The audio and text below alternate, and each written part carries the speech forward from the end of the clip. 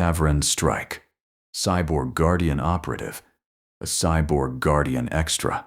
Copyright 2026 by Christine Myers. All rights reserved.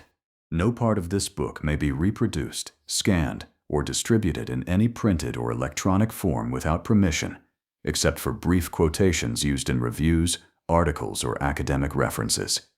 This book is a work of fiction.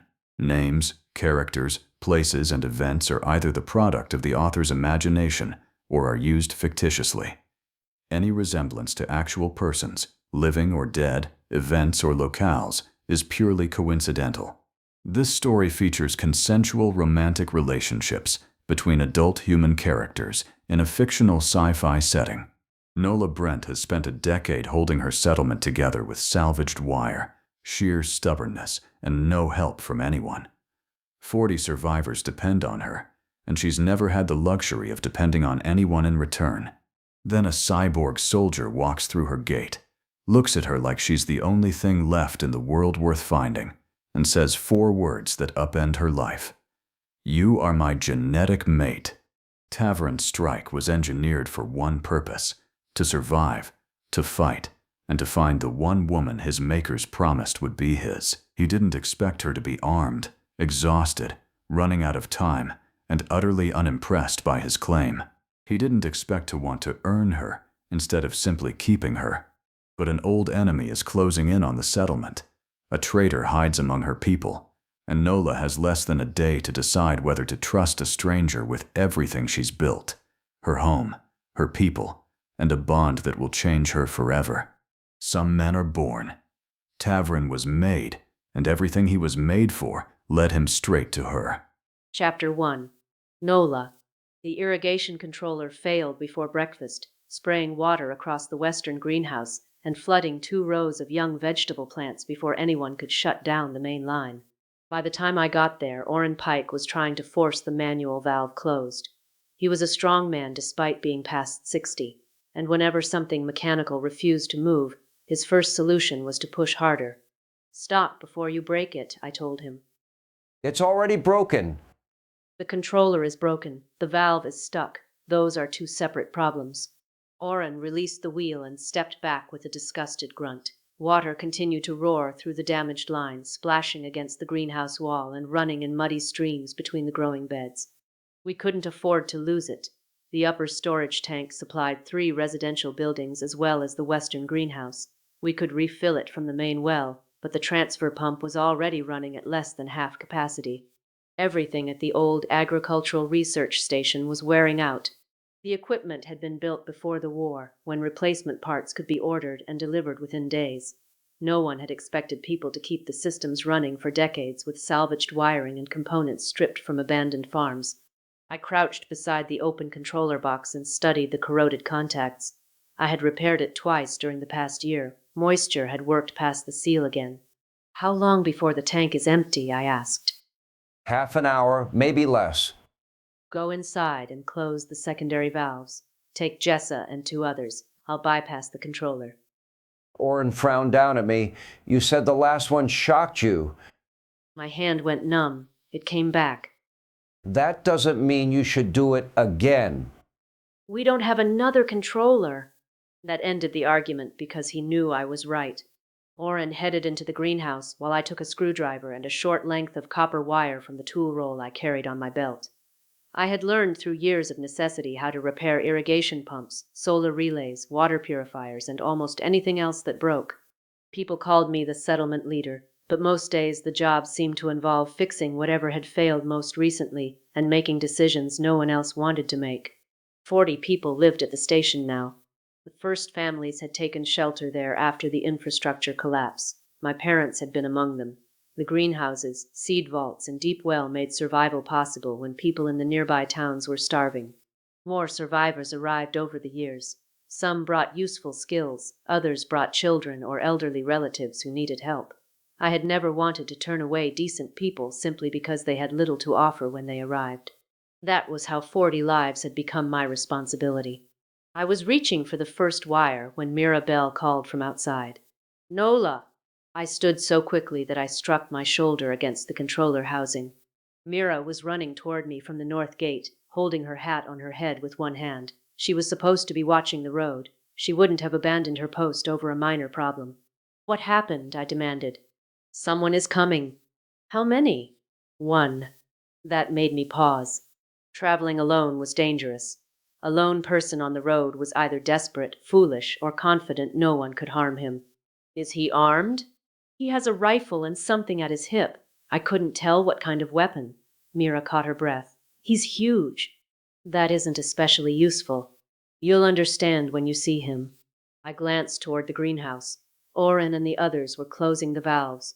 The stream from the damaged pipe had already begun to weaken. Tell Darnell to take 4 armed people to the north gate, I said. No one opens it until I get there. Mira hesitated. What? I think he's a cyborg. I stared at her.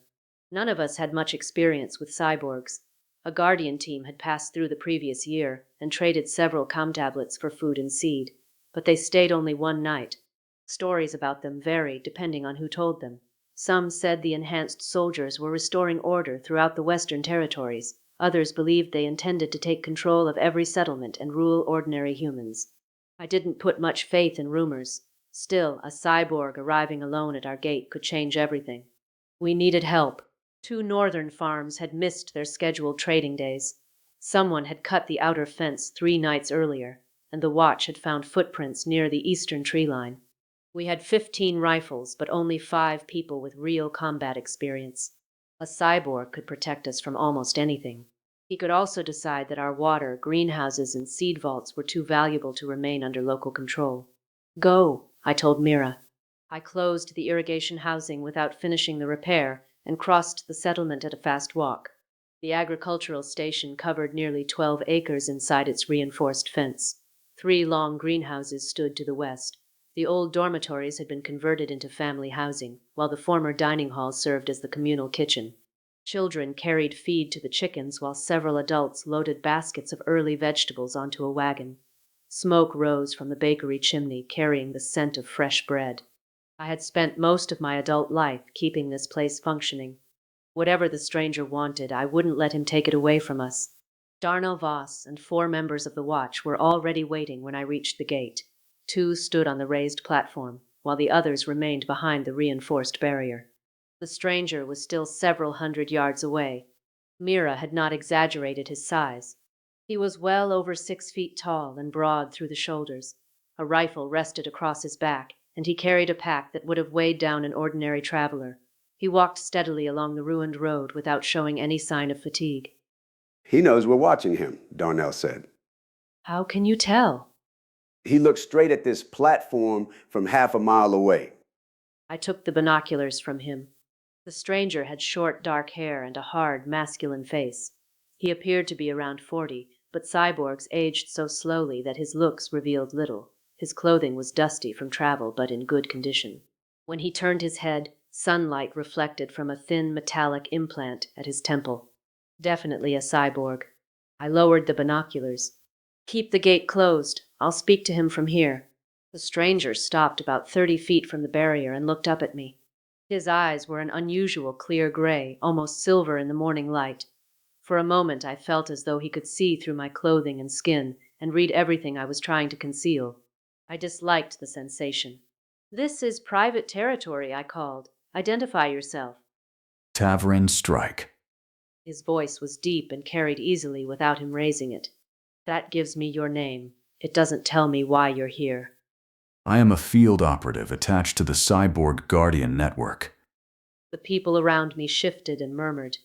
I kept my face neutral. What does a field operative want with this settlement? I am investigating attacks and communication failures along the northern trade route. That was close enough to our concerns to get my full attention. Who sent you? Regional Network Command. That isn't a name. His mouth moved as though he might smile. No, it is not. Darnell glanced at me, but I ignored him. You're traveling alone. Yes. Why? I move faster alone. He said it without arrogance. It was simply true. What proof do you have that you're part of the network? Tavren raised one hand slowly. Every rifle on the platform moved toward him. He stopped immediately. I need to reach the identification plate on my belt. Use 2 fingers. This time I was certain he almost smiled. He removed a small metal plate from a pouch and held it where I could see it. A blue projection appeared above the surface, showing the Cyborg network crest. Could that be copied? I asked quietly. Anything can be copied, Darnell replied. He is correct, Tavren said from below. Darnell swore under his breath. He can hear us. I can hear your irrigation system releasing pressure from the western greenhouse, Tavren answered. I frowned at him. Then, we are busy. I also know the north camera is misaligned. The left tower support is damaged, and at least 3 people approached your eastern fence during the night. The men beside me exchanged looks. I already knew about the tracks. I had not expected an outsider to detect them while walking toward the gate. How fresh. Less than 12 hours. How many people? 3 confirmed, possibly 5. You inspected our perimeter before announcing yourself. I scanned it while approaching. That didn't make it feel less intrusive, but it might keep my people alive. What do you want, Tavern Strike? To speak with the person responsible for this settlement. That would be me. The cyborg went completely still. Until then, his attention had moved between me, the gate, and the armed defenders. Now his gaze fixed on me as though nothing else existed. I became suddenly aware of my wet trousers, muddy boots, and the hair escaping from its knot. It was ridiculous to care what I looked like in front of a stranger who might be assessing whether he could take over my settlement. Still, he stared at me in a way no man ever had.